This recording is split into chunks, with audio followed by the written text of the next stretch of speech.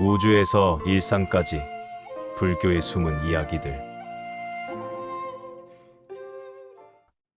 불교를 생각하면 마음을 가라앉히는 명상이나 산사의 고요함이 먼저 떠오릅니다.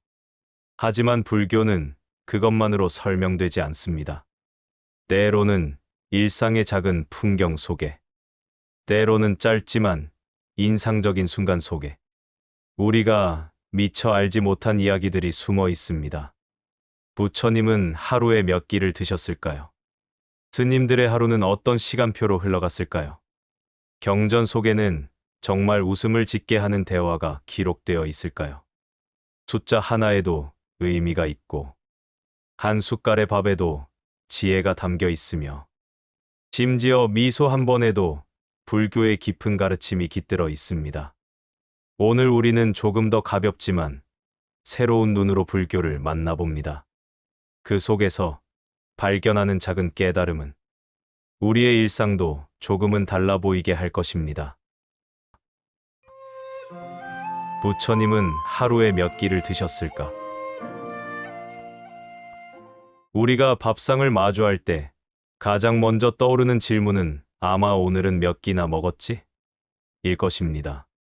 현대의 식사 문화는 세 끼를 기본으로 합니다.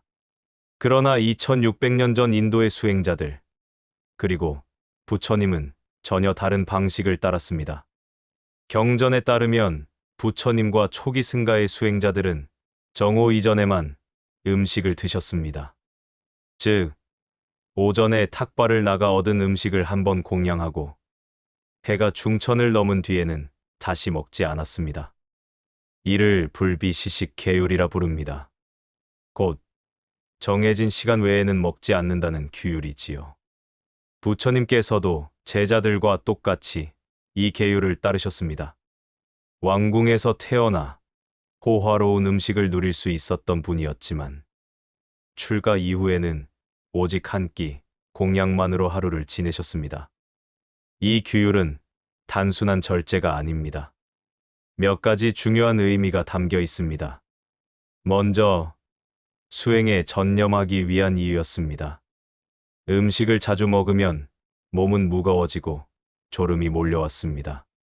하지만 수행자는 늘 맑은 정신을 지켜야 했습니다. 그래서 최소한으로만 먹으며 마음을 훈련했던 것입니다. 또한 집착을 끊기 위한 길이기도 했습니다. 배고픔은 괴롭지만 채워도 또다시 욕망이 일어납니다.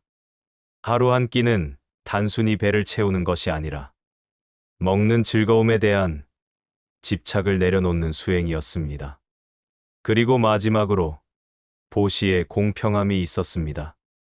승려들은 농사나 장사를 하지 않았고 오직 마을 사람들의 보시에 의지했습니다. 만약 하루 세 끼를 요구했다면 백성들에게 큰 짐이 되었겠지요. 그러나 하루 한 끼는 모두가 감당할 수 있는 자비로운 선택이었습니다. 그렇다면 부처님은 어떤 음식을 드셨을까요? 당시 인도의 식사는 주로 보리, 밀, 쌀 같은 곡물과 콩, 채소, 과일이 중심이었습니다. 가끔은 우유와 버터, 기름, 꿀이 공양으로 올려지기도 했습니다. 특이한 점은 수행자들은 가리는 것이 없었다는 것입니다. 육식도 금지되지는 않았습니다. 다만 직접 살생하여 먹는 것은 금했지만 보시로 올려진 음식은 무엇이든 차별 없이 받았습니다. 이는 음식은 수행을 위한 약이라는 정신 때문이었습니다. 실제로 경전에는 부처님께서 여러 종류의 음식을 드신 기록이 나오지만 언제나 절제된 모습이었습니다.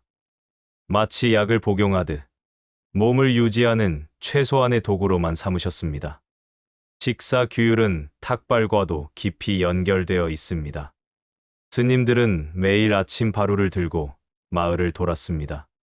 집 앞에 서서 말없이 기다리면 사람들이 음식을 담아 주었습니다. 이때 중요한 것은 스님이 음식을 선택하지 않는다는 것이었습니다. 맛있는 집을 찾아가지 않고 주는 대로 받았습니다.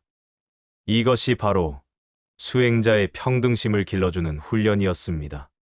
부처님 역시 제자들과 함께 탁발을 하셨습니다.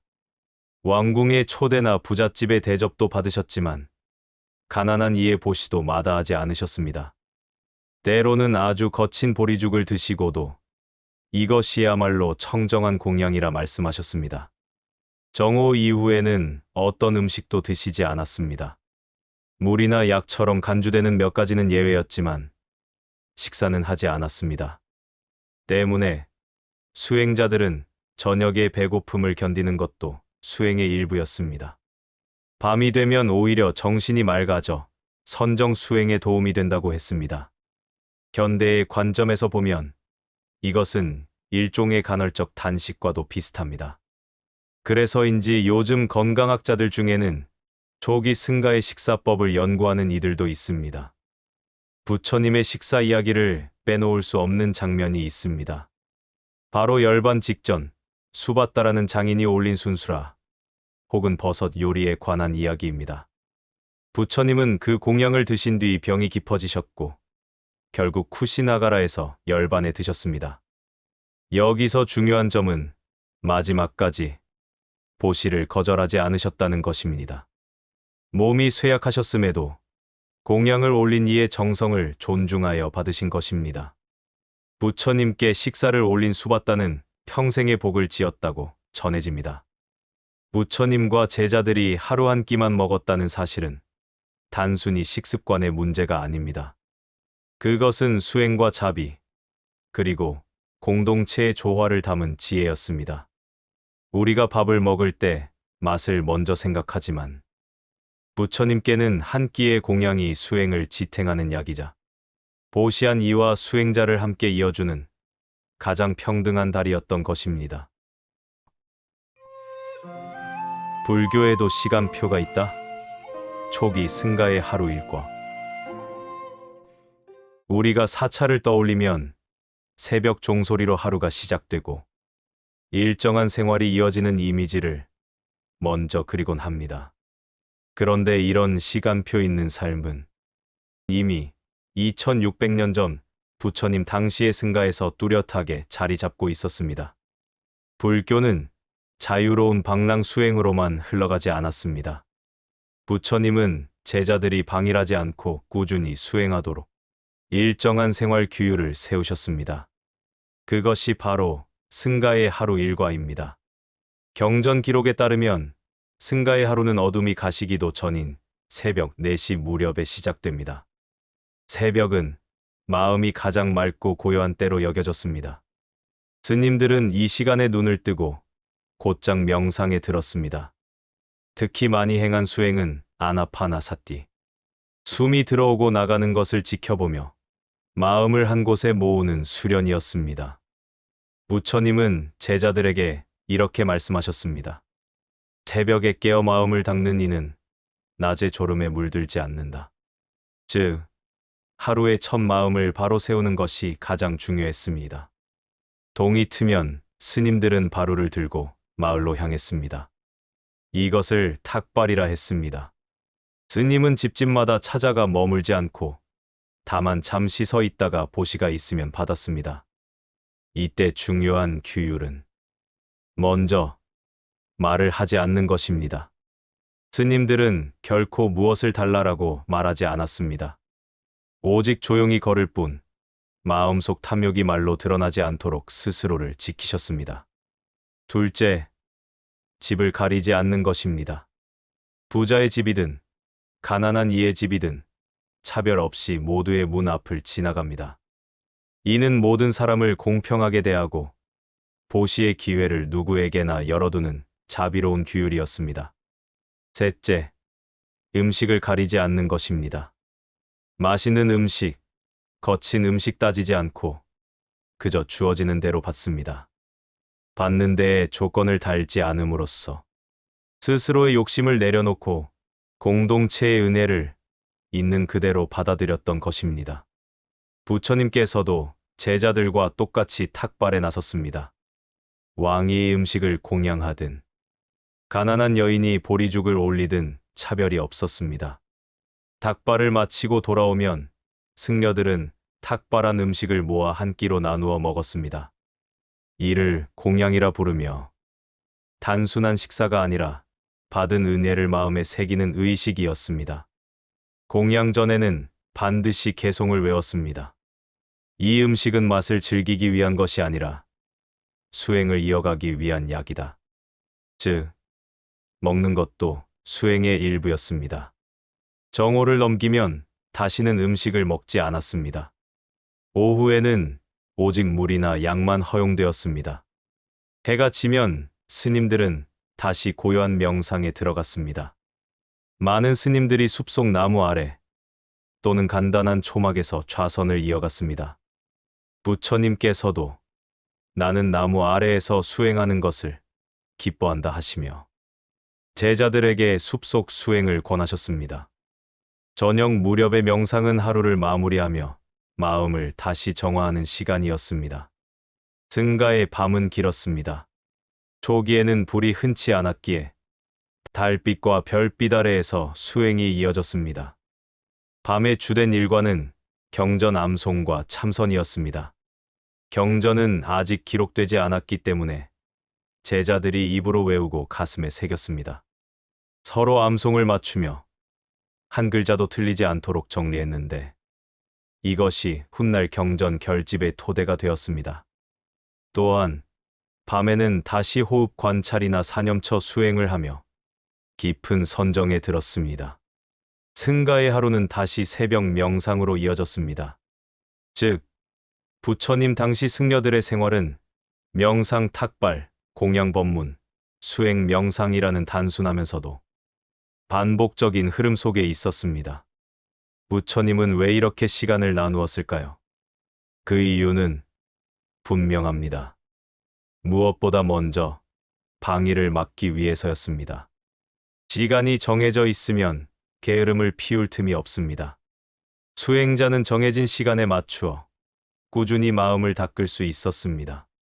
또한 공동체의 조화를 위해서였습니다. 모두가 같은 시간에 일어나고 같은 시간에 움직이니 다툼이 줄어듭니다. 각자 제멋대로가 아니라 함께 같은 길을 걸으며 화합을 이루었던 것입니다. 그리고 마지막으로 삶 전체가 수행이 되도록 하기 위해서였습니다. 잠자는 것, 먹는 것, 걷는 것, 심지어 숨 쉬는 것까지도 모두 수행의 일부가 되도록 시간을 설계했던 것입니다. 부처님 시대 승가에도 분명한 시간표가 있었습니다. 그것은 단순한 규율이 아니라 순간을 허투루 쓰지 말라는 부처님의 가르침이 생활 속에서 드러난 모습이었습니다. 아침에 한 호흡, 정오에 한 끼, 저녁에 한 명상. 그렇게 이어진 하루하루가 모여 깨달음의 길을 열었던 것입니다. 삼천세계는 얼마나 넓을까? 불교적 우주관 이야기. 우리가 밤하늘을 올려다보면 수없이 많은 별들이 반짝입니다. 현대 과학은 그것을 은하와 우주라 부릅니다. 그런데 놀랍게도 2600년 전 불교의 경전에도 이미 무한한 세계라는 개념이 담겨 있었습니다. 그 핵심 개념이 바로 삼천대천세계입니다. 이 말은 지금도 불교의 우주관을 상징하는 대표적인 단어입니다. 그렇다면 삼천대천세계란 과연 얼마나 넓은 세계일까요? 삼천대천세계는 한 번에 이해하기 어려운 개념이기에 먼저 단계별로 나누어 설명합니다. 불교의 우주관에서는 세상을 아주 특별한 방식으로 설명합니다. 그 시작은 소천세계입니다. 하나의 태양과 달, 그리고 그 아래 4개의 대륙, 인간과 여러 존재들이 사는 세계가 포함된 작은 단위이지요. 지금의 눈으로 비유하면 하나의 행성계라고 할 수 있습니다. 그런데 이 소천세계가 단 하나만 있는 것이 아닙니다. 무려 1000개의 소천세계가 모여서 훨씬 더 큰 단위인 중천세계를 이루게 됩니다. 그 규모만 해도 이미 상상하기 어려운 크기입니다. 하지만 거기서 끝나지 않습니다. 다시 중천세계 1000개가 모여 더욱 거대한 대천세계를 형성합니다. 즉 계산해보면 소천세계 1000 곱하기 1000 곱하기 1000 곧 10억 개, 소천세계가 합쳐진 셈입니다. 그래서 이를 삼천대천세계라고 부릅니다. 단순히 3,000개가 아니라 3번 곱한 1,000, 곧 10억 세계를 뜻하는 것입니다. 삼천대천세계는 단순한 숫자 개념이 아닙니다. 그 안에는 각각 태양과 달이 있고 내 대륙이 있고 수많은 생명이 살아갑니다. 즉, 한 부처님의 가르침은 단지 인간 세상만이 아니라 수없이 많은 세계에 두루 퍼질 수 있는 힘을 지녔다는 상징이기도 합니다. 경전에서는 부처님께서 설법하실 때 그 울림이 삼천대천세계에 미친다고 묘사됩니다. 이는 곧 부처님의 지혜가 한 나라, 한 종족을 넘어 무량한 중생들에게 닿는다는 표현입니다. 흥미롭게도 이 개념은 현대 우주론과도 흡사한 부분이 있습니다. 현대 과학은 하나의 별과 행성계를 항성계라 하고 수천억 개의 항성계가 모여 은하를 이룬다고 설명합니다.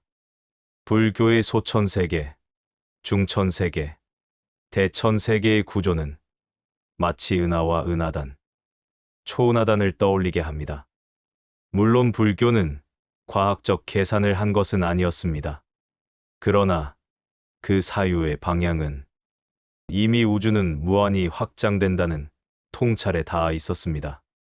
불교 우주관은 단순히 공간만이 아니라 시간의 길이도 설명합니다. 한 세계는 태어나고 유지되고 쇠하고 사라지는 성주괴공의 4단계를 거칩니다. 이것이 바로 세계의 윤회입니다. 그리고 그 주기가 상상을 초월할 정도로 길다고 묘사됩니다. 예를 들어 큰 바위가 있는데 100년에 한 번씩 비단옷으로 스쳐 지나가서 결국 바위가 다 닳아 없어질 때까지의 시간이 한 겁이라고 했습니다. 삼천대천세계의 시간은 바로 이런 무량한 겁을 단위로 흐릅니다. 즉, 불교의 세계관은 무한한 공간과 무한한 시간을 동시에 보여주는 것이었습니다. 부처님은 단순히 세계가 크다는 것을 설명하기 위해 이 개념을 내놓으신 것이 아닙니다. 삼천대천세계라는 거대한 개념은 수행자들에게 2가지 가르침을 줍니다. 먼저, 겸허함의 가르침입니다. 우리가 살아가는 이 지구, 그리고 이 한 생은 끝없이 펼쳐진 세계 속에서 보면 티끌만큼도 작습니다. 그 사실을 알게 되면 집착할 이유가 없음을 자연스레 깨닫게 됩니다. 그리고 또 하나, 자비의 확장입니다. 자비는 단지 나와 내 가족, 내 나라에만 머무는 것이 아닙니다. 무수한 세계 속, 셀 수 없는 모든 생명에게까지 흘러가야 합니다. 중생의 수가 무한하듯 자비 또한 끝이 없어야 한다는 가르침입니다. 화엄경에는 이런 구절이 있습니다. 한 송이 연꽃 속에도 삼천대천세계가 있고 삼천대천세계마다 다시 부처가 설법한다. 이것은 곧 하나의 작은 꽃송이에도 무한한 우주가 담겨 있다는 상징입니다. 우리가 보는 작은 일상에도 무한한 의미가 있다는 깨우침을 줍니다. 삼천대천세계는 천문학적 계산이 아니라 무한한 자비와 무상함을 가르치는 비유입니다. 이 세계가 아무리 넓고 오래 지속된다 해도 결국은 생멸의 흐름을 벗어나지 못합니다. 따라서 우리가 의지할 곳은 외부의 거대한 우주가 아니라 내 마음의 지혜와 자비라는 것을 알려줍니다. 부처님 시대에도 유머가 있었다. 우리는 흔히 불교를 엄숙하다, 근엄하다라고 생각합니다. 사찰의 종소리, 고요한 좌선, 깊은 설법. 하지만 경전 속 부처님과 제자들의 모습을 자세히 들여다보면 뜻밖에도 유머와 미소가 가득한 장면들을 발견할 수 있습니다. 경전에는 부처님이 자주 미소 지으신 장면이 나옵니다. 예를 들어 법화경에서는 부처님이 갑자기 미소를 짓자 제자들이 놀라 세존이시여 왜 미소를 지으십니까? 라고 묻습니다. 그러자 부처님은 앞으로 수많은 보살들이 이 법문을 이어받아 설할 것이기 때문이다. 라고 답하셨습니다. 이처럼 부처님의 미소는 단순한 표정이 아니라 예언과 자비의 상징이었습니다. 그러나 동시에 그 순간은 제자들에게 따뜻하고 친근한 분위기를 만들어 주었습니다. 경전 속에는 때때로 제자들과 오가는 재치 있는 문답이 기록되어 있습니다. 어느 날 한 제자가 부처님께 물었습니다. 세존이시여, 저 사람은 왜 저토록 시끄럽게 떠들고 있습니까? 부처님은 잠시 그를 보시더니 웃으며 말씀하셨습니다. 그의 입은 크지만 그의 지혜는 아직 작기 때문이다. 이 짧은 대화는 단순한 꾸짖음이 아니라 유머 섞인 가르침이었습니다. 듣는 이는 순간 웃음을 터뜨리지만 그 안에서 말이 많다고 지혜로운 것은 아니다라는 교훈을 얻습니다. 불교에서는 웃음을 단순한 가벼움으로 보지 않았습니다. 부처님의 웃음은 상대를 비웃는 조롱이 아니라 상대의 마음을 풀어주는 자비의 미소였습니다. 실제로 부처님은 긴장하거나 불안해하는 제자에게 종종 미소로 답하셨습니다. 말보다 더 큰 힘을 가진 침묵의 웃음이 오히려 상대의 두려움을 녹여내곤 했습니다. 부처님은 설법하실 때 딱딱한 교리만 이야기하지 않으셨습니다. 종종 익살스러운 비유를 사용하셨지요.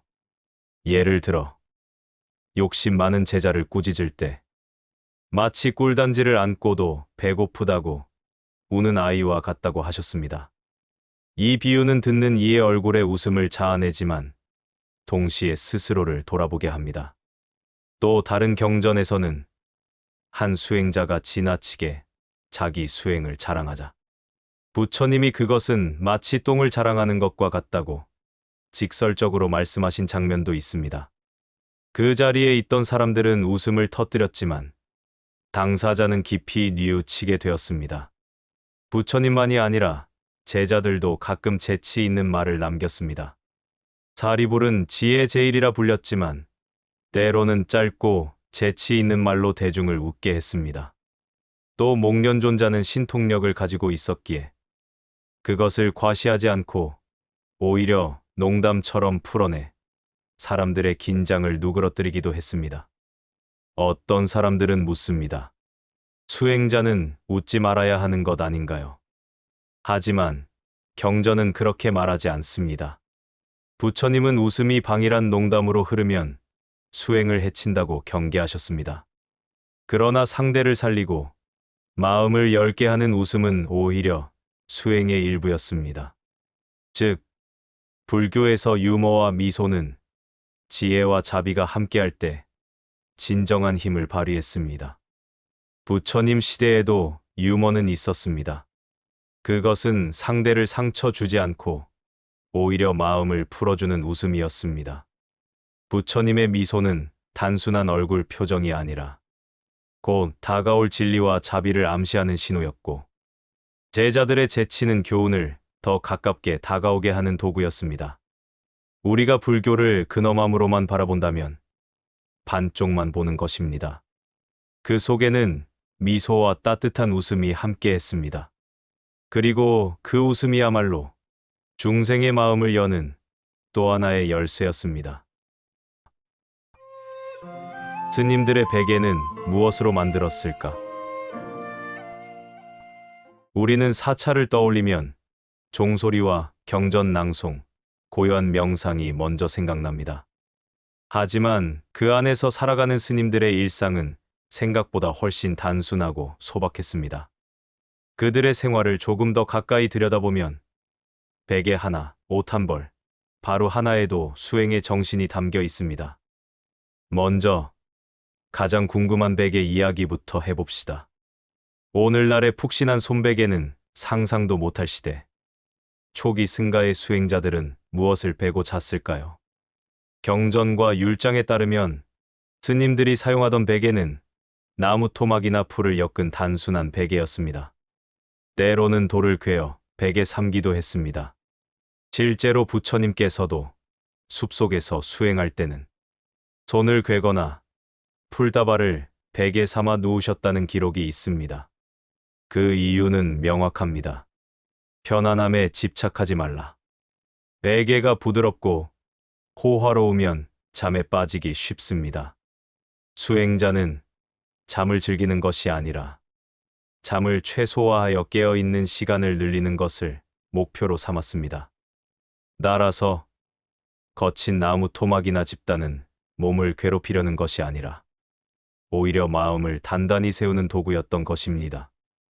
스님들의 의복은 삼이라고 불렸습니다. 먼저 가장 바깥에 걸치는 큰 가사가 있었습니다. 이것을 승갈이라고 불렀습니다. 마치 망토처럼 온몸을 감싸주는 옷으로 외출할 때나 공적인 자리에 나설 때 걸쳤습니다.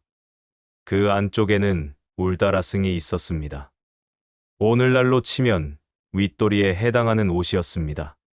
수행자의 몸을 단정하게 감싸며 활동할 때 기본이 되는 옷입니다. 마지막으로 가장 안쪽에는 안타와산이라는 속옷이 있었습니다. 몸에 직접 닿는 얇은 천으로 수행자의 소박한 삶을 보여주는 상징과도 같았습니다. 이 세 벌이 수행자의 전부였습니다. 모두 낡은 천을 모아 기어 만든 것으로 부드럽고 화려한 비단은 금지되었습니다. 심지어 무덤가에서 주워온 헌천을 세탁해 이어붙여 옷을 만들기도 했습니다. 부처님은 이렇게 말씀하셨습니다. 스님은 의복을 몸을 가릴 만큼만 갖추어야 한다. 옷은 몸을 장식하는 것이 아니라 부끄러움을 가리는 것일 뿐이다. 스님들의 밥그릇은 오직 하나, 바루였습니다. 돌이나 흙으로 만든 단단한 그릇으로 탁발할 때 받은 음식을 담아 먹었습니다. 바루는 단순한 그릇이 아니라 청빈과 평등의 상징이었습니다. 부처님은 제자들에게 바루는 수행자의 가장 큰 보배라고 하셨습니다. 왕이 보시한 음식이든 가난한 이가 올린 보리죽이든 모두 바루에 담아 함께 나누었습니다. 스님들이 사용하는 침구 역시 최소한이었습니다. 짚을 깐 자리, 간단한 방석, 풀로 엮은 돗자리 정도가 전부였습니다. 사치스러운 침상은 허용되지 않는다는 계율이 있었습니다. 그래서 누울 수 있는 자리 역시 고요하고 단출했습니다. 그 외의 생활 도구는 몇 가지로 제한되었습니다. 먼저 바늘과 실입니다. 옷이 해지면 다시 꿰매 입어야 했기에 수행자의 삶에서 늘 곁에 두어야 할 도구였습니다. 새 옷을 사는 대신 고쳐 입으며 절제를 실천한 것이지요. 그리고 허리띠가 있었습니다. 옷이 흘러내리지 않도록 단단히 매는 끈. 단순한 끈 하나였지만 수행자의 몸가짐을 단정히 해주었습니다. 마지막으로 물병입니다. 길을 걸으며 갈증을 달래는 데 쓰였고 때로는 위생을 위해서도 꼭 필요했습니다. 맑은 물 한 병이 수행자의 길을 지탱해준 셈이지요. 율장에서는 이를 사부용구라 하여 수행자가 반드시 지녀야 할 최소한의 도구로 꼽습니다. 초기 불교 시대에는 차 문화가 아직 없었습니다. 따라서 스님들은 단순히 물을 마시거나 약으로 쓰이는 음료를 조금 섭취했습니다. 음식은 정오 이전에만 먹었고 오후에는 금식했습니다. 이 역시 단순한 절제가 아니라 탐식에 빠지지 않고 수행에 전념하기 위한 장치였습니다. 이쯤 되면 질문이 생깁니다. 왜 이렇게 불편하고 거칠게 살았을까? 부처님의 대답은 분명합니다. 소유가 적을수록 번뇌도 줄어든다. 즉, 최소한만을 소유하는 것이 곧 수행의 출발점이었습니다. 베개가 편안하면 잠에 빠지고 옷이 화려하면 교만이 생기며 음식이 많으면 탐욕이 자랍니다. 그렇기에 불교 수행자들은 일상의 모든 물건에서 집착을 버리는 훈련을 했던 것입니다. 율장에는 한 스님이 지나치게 푹신한 침상을 사용하자 부처님께서 이를 꾸짖으신 기록이 있습니다. 수행자가 호화로운 잠자리를 찾는 것은 올바르지 않다. 그대는 수행이 아니라 잠에 집착하는구나. 그 말을 들은 스님은 곧 침상을 버리고 다시 풀을 깐 자리에 누웠다고 합니다. 또 다른 일화에는 한 제자가 바루를 2개 가지고 다니자 부처님이 그를 불러 이렇게 말씀하셨습니다. 바루는 하나로도 충분하다. 2개는 곧 탐욕의 씨앗이다. 부처님 시대 스님들의 생활은 놀라울 만큼 단순했습니다. 베개는 나무 토막이나 풀더미였고 옷은 기워 만든 헌옷이었으며 그릇은 오직 하나의 바루였습니다. 그러나 바로 그 단순함 속에서 그들은 자유를 얻었습니다. 우리에게도 교훈이 있습니다. 소유가 많아질수록 마음은 무거워집니다. 때로는 덜 갖고 덜 누리는 삶이 오히려 마음을 가볍게 한다는 사실을 스님들의 베개 하나가 조용히 말해주고 있습니다. 왜 부처님은 나무 아래에서만 앉으셨을까? 우리가 알고 있는 부처님의 모습은 언제나 일정합니다. 나무 아래 결가부저로 앉아 눈을 감고 고요히 호흡하는 모습.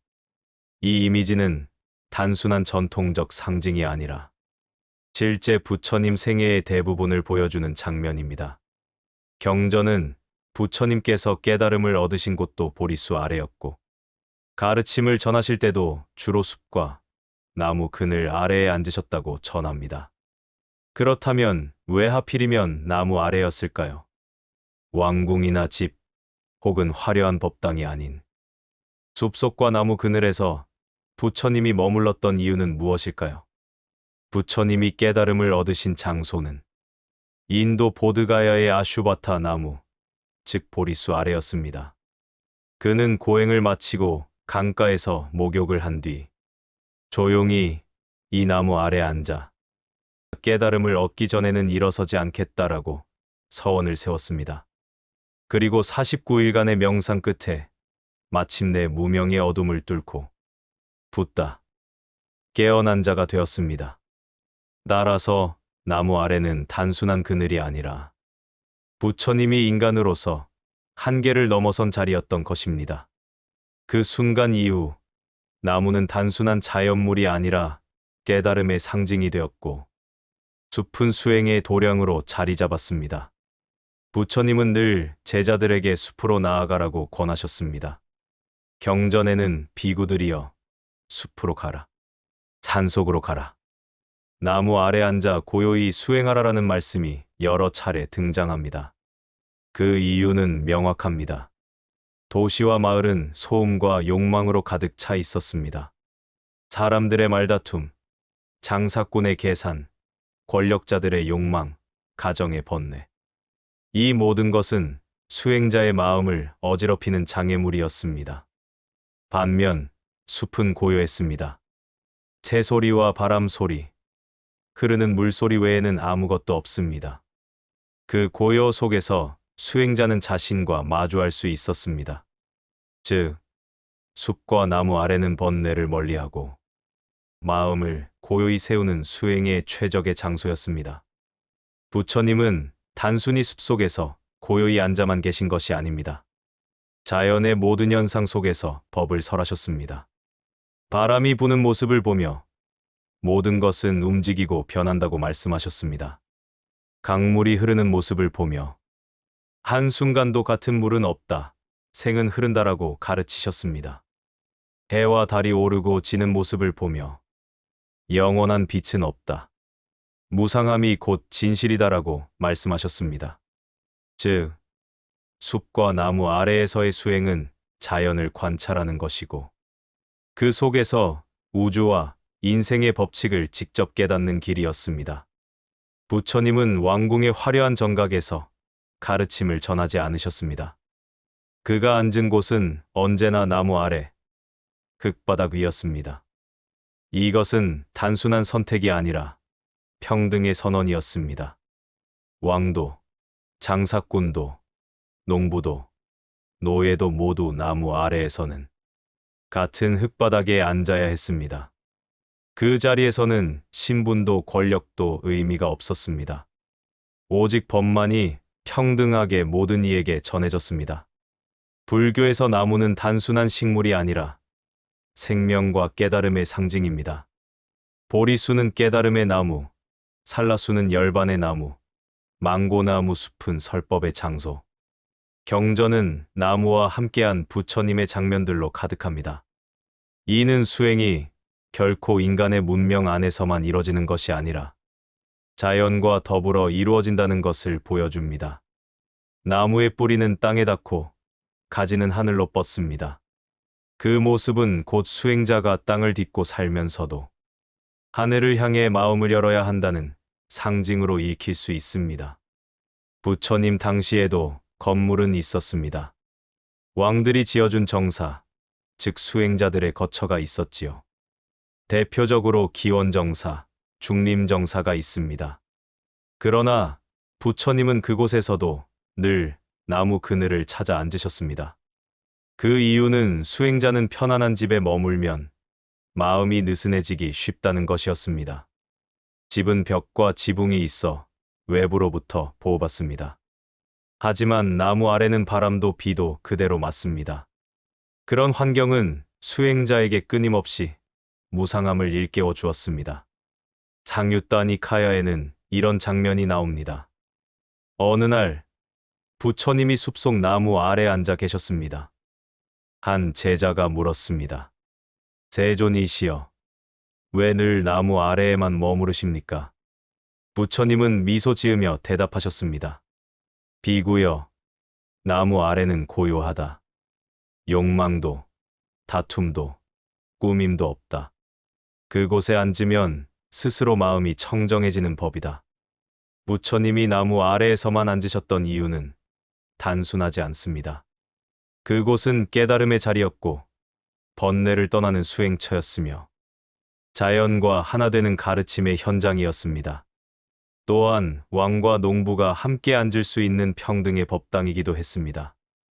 따라서 숲과 나무는 단순한 배경이 아니라 불교 수행의 본질을 드러내는 상징이 되었습니다. 오늘날 우리는 화려한 건물 속에 살지만 때때로 나무 아래 앉아 바람 소리를 들으면 그 순간 부처님이 앉아 계셨던 그 자리와 이어질 수 있습니다. 가장 짧은 경전은 몇 글자일까? 불교 경전이라 하면 우리는 흔히 두껍고 방대한 책을 떠올립니다. 8만대 장경, 수많은 장과 권. 실제로 불교의 경전은 방대한 문헌으로 전해지며 그 양은 세계 종교 중에서도 가장 방대하다고 할 수 있습니다. 하지만 흥미롭게도 경전 속에는 아주 짧지만 핵심만 담긴 가르침도 있습니다.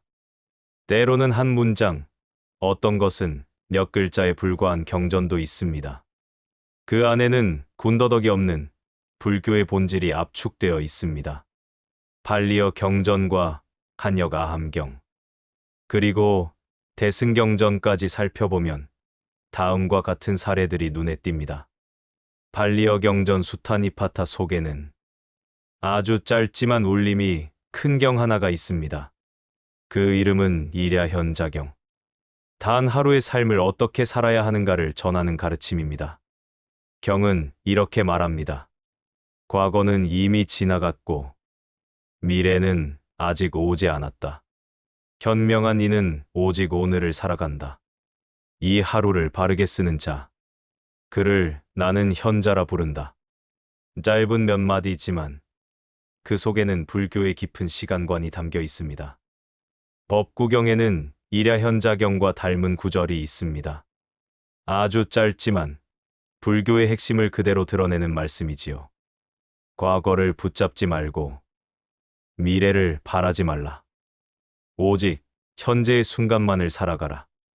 법구경의 여러 구절 중 단 한 문장이지만 이것이 바로 불교의 핵심을 드러내는 가르침입니다.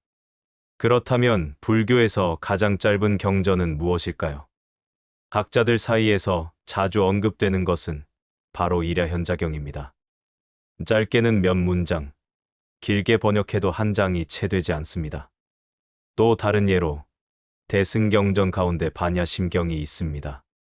600권에 달하는 대품반야경의 가르침을 단 260자로 요약한 것이 바로 반야심경입니다. 짧지만 색즉시공, 공즉시색으로 대표되는 공사상 전체를 응축해 담고 있습니다. 즉, 불교의 경전은 방대하기도 하지만 동시에 극도로 압축된 형태로도 전해집니다. 짧은 경전의 힘은 말이 적어도 의미는 깊다는 데 있습니다. 불교의 가르침은 언제나 길고 장황하지 않았습니다. 부처님은 이렇게 말씀하셨습니다. 말이 많다고 지혜로운 것은 아니다. 때로는 수많은 설명보다 군더더기를 벌인 한 문장이 더 크게 마음을 움직입니다. 예를 들어, 오늘 하루를 현명하게 살아라. 이 짧은 구절은 누구나 즉시 이해할 수 있고 바로 실천으로 옮길 수 있습니다. 그 울림은 즉각적이지요. 또한 긴 경전은 외우기 어렵지만 짧은 한 문장은 늘 마음속에 새기고 되뇌일 수 있습니다. 걷다가도 앉아 있다가도 순간순간 떠올리며 삶에 적용할 수 있습니다. 이처럼 간결한 말씀 속에 담긴 힘은 우리의 일상과 수행을 바로 지금 이 자리에서 바꿔놓습니다. 불교 경전에는 수많은 비유와 설명이 있지만 궁극적으로는 단순한 진리를 향합니다. 모든 것은 무상하다. 집착은 괴로움이다. 지금 여기 깨어 있으라. 이 몇 마디 속에 불교의 전체 사상이 담겨 있습니다. 부처님은 설법을 길게 하시기도 했지만 때로는 상황과 상대에 맞추어 짧고 간결하게 말씀하셨습니다. 특히 제자들의 질문에 지금 여기 깨어 있으라는 한마디로 답하시기도 했습니다. 그 이유는 분명합니다. 진리는 설명을 늘어놓아야만 드러나는 것이 아니라 직접 깨닫는 순간에 비로소 이해되기 때문입니다. 짧은 경전은 그 깨달음을 향한 문을 여는 열쇠였던 셈입니다. 우리는 정보와 말이 넘쳐나는 시대를 살아갑니다. 그러나 너무 많은 말은 오히려 본질을 가리기도 합니다. 짧지만 명료한 불교의 경전 구절은 현대에도 큰 울림을 줍니다. 과거는 이미 지나갔다. 미래는 아직 오지 않았다. 오늘을 살아라. 모든 것은 무상하다. 집착은 괴로움이다. 몇 글자, 몇 마디면 충분합니다. 불교의 가장 짧은 경전은 몇 글자일까요? 일야현자경처럼 한 페이지도 되지 않는 짧은 가르침. 반야심경처럼 수백 권을 단 몇백 자로 요약한 경전. 그 짧음 속에 불교의 지혜가 압축되어 있습니다.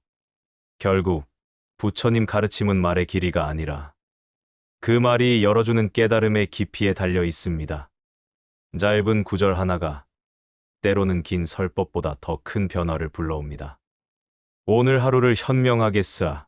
그대를 나는 현자라 부르리라. 이 짧은 한마디가 수천 년을 넘어 지금 우리의 마음에도 울림을 전하고 있습니다. 스님들이 걸어다니며 탁발한 이유. 우리가 불교를 떠올릴 때 흔히 떠오르는 장면이 있습니다. 한 바루를 들고 고요히 걸어가는 스님들. 그들은 집 앞에 서서 잠시 머물고 지주자가 음식을 담아주면 고개를 숙여 감사하며 돌아섭니다. 이 단순해 보이는 행위가 바로 탁발입니다. 그런데 왜 스님들은 직접 농사를 짓거나 음식을 마련하지 않고 굳이 걸어다니며 탁발을 했을까요? 그 이유는 단순한 생활 방식이 아니라 불교 수행의 정신과 공동체 운영이 응축되어 있기 때문입니다. 부처님 당시 인도에는 이미 여러 수행 전통이 있었습니다. 그들은 집을 떠나 떠돌며 탁발로 생계를 유지했습니다. 부처님도 출가 후에는 그 관습을 따르셨고 제자들에게도 비구여 탁발로 살아라라고 가르치셨습니다. 여기서 중요한 점은 부처님은 탁발을 단순한 구걸로 보지 않으셨다는 것입니다. 그분에게 탁발은 수행과 공동체를 연결하는 가르침의 한 방식이었습니다. 경전과 율장에는 탁발의 구체적인 규칙이 기록되어 있습니다. 먼저, 집을 가리지 않는 것입니다. 부자 집이든 가난한 집이든 차별 없이 모든 집 앞을 공평하게 지나갑니다. 이는 모든 이에게 보시의 기회를 열어두기 위함이었습니다. 둘째, 음식을 가리지 않는 것입니다. 달콤한 음식이든 거친 보리죽이든 그저 주어지는 대로 받습니다. 좋고 나쁨을 따지지 않음으로써 욕심을 내려놓는 수행이었습니다. 셋째, 말을 하지 않는 것입니다. 이것을 달라, 저것은 싫다라는 말을 하지 않습니다. 오직 바루를 들고 조용히 서 있을 뿐 강요나 요구는 없었습니다. 마지막으로, 한 집에 오래 머물지 않는 것입니다. 혹여 부담을 주거나 강제로 느껴지지 않도록 잠시 멈췄다가 곧 떠났습니다. 이 모든 규칙은 탁발이 탐욕 없는 나눔의 행위가 되게 했습니다. 일부 사람들은 이렇게 묻습니다. 스님들이 직접 밭을 갈아 먹으면 되지 않나? 왜 굳이 탁발을 했을까? 부처님의 대답은 분명했습니다. 수행자는 세속의 일에 너무 얽매이지 않아야 한다는 것입니다. 만약 농사와 재산을 가지게 되면 소유와 노동의 욕망이 생기고 수행에 전념하기 어렵습니다. 또 다른 이유는 마을 사람들과의 연결이었습니다. 스님이 탁발을 하지 않으면 일반 사람들은 그들과 만날 기회가 적습니다. 하지만 매일 아침 스님이 마을을 돌며 바루를 들면 사람들은 자연스럽게 법을 떠올리고 보시의 기회를 얻습니다. 즉, 탁발은 단순한 생계 방식이 아니라 수행자와 제가자의 연결고리였습니다. 탁발은 수행자에게도 깊은 훈련이었습니다. 먼저, 겸손의 훈련입니다. 스님은 왕 앞에서도 농부 앞에서도 똑같이 바루를 들었습니다.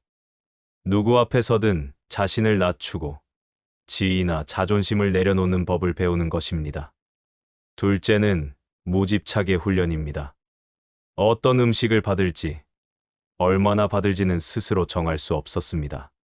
그저 주어지는 대로 받으며 맛과 양에 대한 집착을 내려놓는 것이었습니다. 마지막으로 감사와 평등의 훈련입니다. 가난한 이가 올린 작은 곡식 한 줌도 귀하게 여겨야 했습니다. 탁발은 음식의 크기를 보는 것이 아니라 그 안에 담긴 정성을 보는 수행이었습니다. 탁발은 스님들만을 위한 것이 아니었습니다. 보시를 행하는 제가자들에게도 중요한 의미가 있었습니다. 인도 사회에서는 보시가 곧 공덕을 쌓는 길로 여겨졌습니다. 스님에게 음식을 올리는 것은 단순한 나눔이 아니라 자신의 삶을 정화하는 수행이었습니다. 경전에는 한 여인이 마지막 남은 곡식 한 움큼을 부처님께 공양했다가 큰 복을 얻었다는 일화도 있습니다. 즉, 탁발은 스님이 받음으로써 제가자가 보시할 기회를 준다는 상호적 관계였습니다. 탁발은 승가와 마을이 서로 의지하는 방식이었습니다. 승가가 마을에 의존하지 않았다면 공동체는 쉽게 단절되었을 것입니다. 반대로 마을이 승가에 의존하지 않았다면 수행의 모범을 가까이에서 보지 못했을 것입니다. 따라서 탁발은 단순히 음식을 나누는 것이 아니라 수행자와 세속인 두 세계가 만나 서로를 완성하는 의식이었습니다. 율장에는 부처님이 제자들에게 이렇게 말씀하신 장면이 나옵니다. 비구들이여, 탁발을 떠나라. 마을을 돌며 바루를 들라. 그대들이 탁발하지 않으면 세상은 보시의 기회를 잃고 법은 끊어진다. 또 법구경에는 이런 구절이 있습니다. 남에게서 받음은 부끄러움이 아니다. 탐욕으로 받는 것이 부끄러움이다. 스님들이 걸어다니며 탁발한 이유는 단순하지 않습니다. 그것은 가난한 생활 방식이 아니라 탐욕을 버리고 겸손을 배우며 태속과 수행이 서로 연결되는 수행의 길이었습니다. 오늘날 우리에게도 교훈이 있습니다. 때때로 우리는 무엇을 얻으려 할 때 스스로 선택하고 통제하려 합니다. 하지만 탁발은 주는 대로 받는다는 태도의 소중함을 알려줍니다.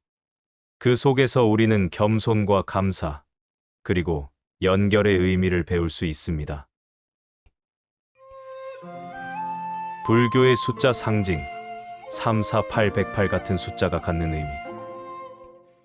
우리가 불교 경전을 읽다 보면 특정 숫자가 반복적으로 등장하는 것을 발견하게 됩니다. 삼보, 사성제, 팔정도, 108번뇌. 이 숫자들은 단순히 세어놓은 개수가 아니라 불교의 사상과 수행을 상징적으로 압축해 보여주는 도구입니다. 불교는 무형의 깨달음을 가르치지만 그것을 구체적인 숫자로 정리함으로써 기억하기 쉽게 만들고 수행자가 길을 잃지 않도록 이끌어 주었습니다. 불교에서 가장 기본적인 숫자는 3입니다. 삼보, 즉 부처, 법, 승이 그것입니다. 먼저 부처입니다. 모든 번뇌를 깨닫고 길을 밝힌 스승. 부처님은 어둠 속에서 길을 잃은 우리에게 등불과 같은 존재였습니다. 둘째는 법입니다. 부처님이 남기신 가르침. 그 가르침은 마치 강물처럼 흘러 우리 삶을 씻어내고 바른 길로 이끌어줍니다. 마지막은 승입니다. 같은 뜻을 품고 함께 수행하는 도반들. 홀로는 흔들리기 쉽지만 공동체와 함께일 때 길을 오래 걸을 수 있습니다. 수행자는 이 세 가지에 귀의하며 삶의 방향을 정합니다.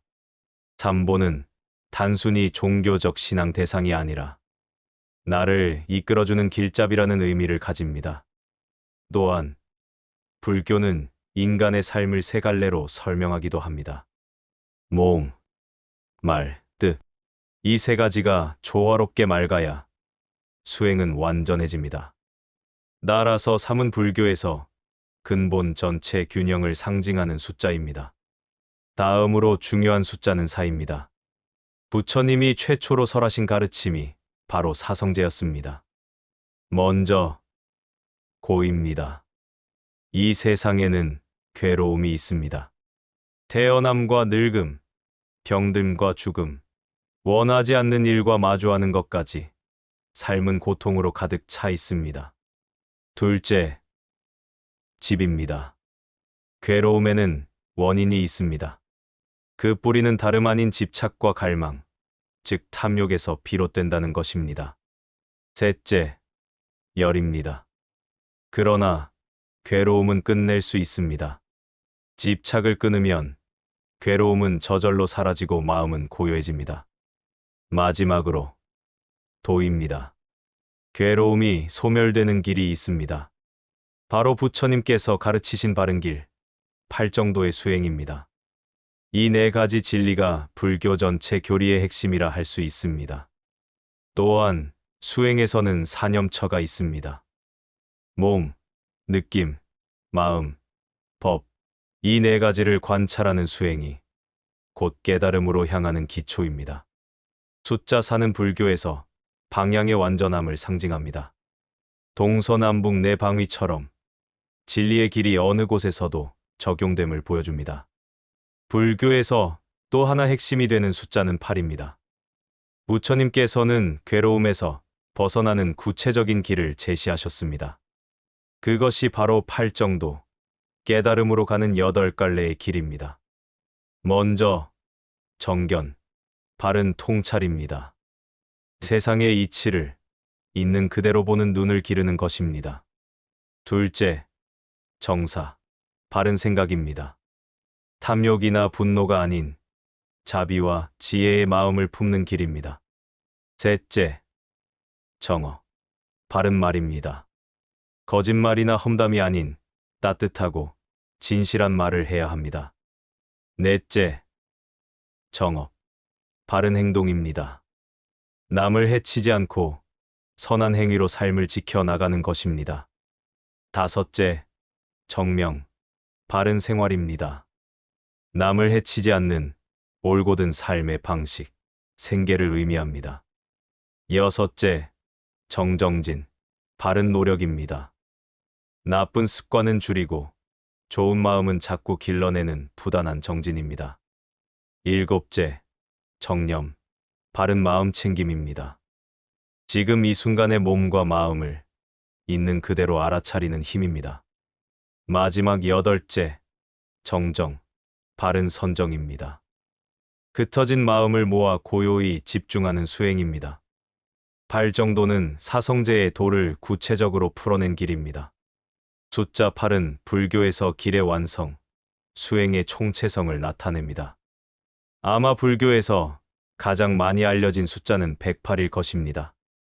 절의 범종도 108번 울리고 불자들은 108배를 올리며 108염주를 손에 줍니다. 왜 하필 108일까요? 이는 인간의 번뇌를 상징하는 숫자입니다. 고대 불교에서는 번뇌를 이렇게 세웠습니다. 먼저, 우리에게는 6가지 감각 기관이 있습니다. 눈, 귀, 코, 혀, 몸, 그리고 마음. 이것을 육근이라 부릅니다. 이 육근은 단순히 지금만 작용하는 것이 아닙니다. 과거, 현재, 미래, 3가지 시간 속에서 늘 영향을 주고받습니다. 그리고 그때의 경험은 청정하거나 불청정하거나 두 갈래로 나뉩니다. 깨끗한 마음으로 받아들이기도 하고 탐욕과 집착에 물들기도 하지요. 여기에 더해 그 느낌은 3가지로 구분됩니다. 좋음, 나쁨, 그 어느 쪽도 아닌 무기. 이렇게 계산해보면 육근 곱하기 3시 곱하기 이성 곱하기 3수, 곧 108. 즉, 우리의 감각과 의식이 작동하는 모든 순간마다 번뇌가 생길 수 있다는 뜻입니다. 따라서 108배는 곧 108번뇌를 하나하나 내려놓는 의식이 됩니다. 불교에는 이외에도 많은 숫자들이 등장합니다. 먼저 5입니다. 이는 오온을 뜻합니다. 색, 수, 상, 행, 치. 이 5가지가 모여 인간의 존재를 이룹니다. 다음은 6, 바로 육도윤회입니다. 지옥, 악귀, 축생, 아수라, 인간, 천상, 6길을 따라 윤회하며 삶을 이어간다는 가르침입니다. 그리고 7은 칠각지입니다. 깨달음을 이루는 7가지 길로 올곧게 수행하는 이정표가 됩니다. 또한 12는 12연기입니다. 존재가 어떻게 일어나고 괴로움이 어떻게 생겨나는지 그 인과의 고리를 설명하는 가르침입니다. 마지막으로 84,000이라는 숫자가 있습니다. 이는 실제 수를 세는 것이 아니라 부처님의 법문이 헤아릴 수 없을 만큼 무궁무진하다는 뜻을 상징합니다. 숫자는 실제 개수를 정확히 의미하기도 하지만 종종 아주 많다, 무한하다는 상징적 표현으로도 사용되었습니다. 불교가 왜 이렇게 숫자를 자주 사용했을까요? 첫째, 기억의 편리함 때문입니다. 문자가 발달하지 않았던 시대, 수행자들은 경전을 암송해야 했습니다. 숫자로 정리하면 기억하기가 훨씬 쉬워집니다. 둘째, 수행의 길을 구체화하기 위해서입니다. 막연히 바르게 살아라라고 하기보다 발정도의 8가지를 지켜라라고 하면 수행자가 명확한 길을 가질 수 있습니다. 셋째, 상징적 울림 때문입니다. 숫자는 단순한 수학적 개념이 아니라 질서와 우주의 구조를 보여주는 언어였습니다. 불교의 숫자 상징은 단순한 장식이 아닙니다. 그것은 수행자의 삶을 구체화하고 교리를 기억하기 쉽게 하며 진리의 구조를 압축적으로 보여주는 도구였습니다.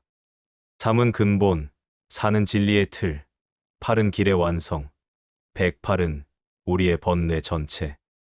이 숫자들은 지금도 불자들의 삶 속에서 살아 움직입니다. 108배를 올리며 우리는 번뇌를 내려놓고 삼보에 귀하며 우리는 삶의 방향을 찾습니다. 숫자 하나하나가 곧 수행의 언어였던 것입니다. 부처님의 미소가 특별했던 이유. 우리가 불교를 떠올릴 때 흔히 떠오르는 이미지는 고요히 앉아 있는 부처님입니다. 그 표정은 대부분 차분하고 평화롭지만 경전을 자세히 읽어보면 곳곳에 부처님이 미소 지으신 순간이 기록되어 있습니다. 그 미소는 단순한 얼굴 표정이 아니라 자비와 깨달음을 드러내는 특별한 언어였습니다. 경전 속 가장 유명한 장면 중 하나는 법화경입니다. 부처님이 설법하시다 갑자기 미소를 짓자 제자 가섭이 놀라 묻습니다. 세존이시여, 왜 미소를 지으십니까? 부처님은 말씀하십니다. 앞으로 수많은 보살들이 이 법을 이어받아 중생들을 이끌 것이다. 나는 그 미래를 보았노라. 여기서 미소는 단순한 즐거움이 아니라 시간을 넘어선 깨달음의 확신을 상징합니다. 과거, 현재, 미래를 꿰뚫어보는 지혜가 잠시 입가의 미소로 드러난 것이지요. 또 다른 경전에는 두려움과 불안에 떠는 제자를 향해 부처님이 아무 말 없이 미소 지으신 장면이 나옵니다. 말보다 강한 힘을 가진 미소는 상대의 두려움을 녹여내고 마음을 안정시켰습니다. 현대 심리학에서도 웃음은 상대의 긴장을 풀어주는 언어라 합니다. 부처님의 미소는 상대방을 조롱하거나 가볍게 여기지 않고 오히려 자비롭게 품어주는 신호였습니다. 부처님의 미소는 때로는 유머와도 연결되었습니다. 자바암경에는 한 수행자가 자기 수행을 지나치게 자랑하자 부처님이 빙긋이 웃으시며 이렇게 말씀하셨다고 합니다. 그대의 자랑은 마치 똥을 자랑하는 것과 같다. 이 직설적인 비유에 제자는 얼굴이 붉어졌지만 곧 크게 뉘우쳤습니다. 부처님의 미소는 단순한 풍자가 아니라 상대를 깨닫게 만드는 가르침의 도구였던 것입니다. 경전 속에는 부처님이 설법을 시작하기 전에 먼저 미소를 지으셨다는 기록이 많습니다. 왜냐하면 미소는 마음을 열게 하고 듣는 이로 하여금 준비되게 만들기 때문입니다. 엄숙한 분위기 속에서도 미소 하나는 대중에게 이 설법은 따뜻한 자비에서 나온다는 확신을 주었습니다. 부처님의 미소는 때때로 침묵과 함께 등장합니다. 어떤 제자가 깊은 질문을 던졌을 때 부처님은 굳이 긴 설명을 하지 않고 단지 미소로 답하시곤 했습니다. 이것은 말로 설명할 수 없는 경지를 나타냅니다. 깨달음은 글자나 말로 온전히 전해질 수 없습니다. 그렇기에 미소는 설명을 넘어선 직접적인 깨달음의 전달이었습니다. 경전 속 기록들에는 이런 내용이 있습니다. 법화경에서는 부처님이 미래의 보살들을 내다보며 미소를 지으셨습니다. 아직 오지 않은 시대까지 꿰뚫어보시며 법이 이어질 것을 기뻐하신 것이지요.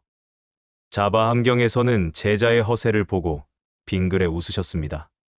꾸짖음 대신 미소로서 스스로 깨닫게 하신 부드러운 가르침이었습니다. 대반열반경에서는 열반을 앞두고도 제자들을 향해 미소를 지으셨습니다. 떠나는 순간에도 제자들의 두려움을 덜어주려는 자비가 담겨 있었습니다. 아함경에서는 불안해하는 제자를 바라보며 미소로 안심시켜 주셨습니다. 말 한마디보다 더 큰 위로가 그 미소 속에 있었던 것입니다. 이처럼 여러 경전에서 부처님의 미소는 중요한 순간에 등장합니다. 그때마다 미소는 말보다 큰 가르침이었고 제자들에게 깊은 인상을 남겼습니다. 보통 사람의 웃음은 순간적인 감정의 표현입니다. 즐거우면 웃고, 비웃으면 웃고, 때로는 억지로 웃기도 합니다. 하지만 부처님의 미소는 달랐습니다.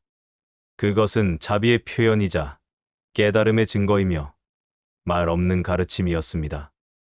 따라서 제자들은 부처님의 미소를 볼 때마다 단순한 얼굴 표정을 넘어서 진리의 향기를 느낄 수 있었습니다. 부처님의 미소는 특별했습니다. 그것은 미래를 내다본 지혜였고 두려움을 녹이는 자비였으며 말 없는 설법이었습니다.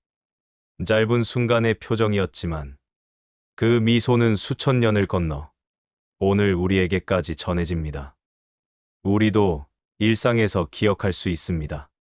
말보다 강한 미소, 비난이 아닌 자비의 미소, 설명 대신 따뜻한 이해를 전하는 미소.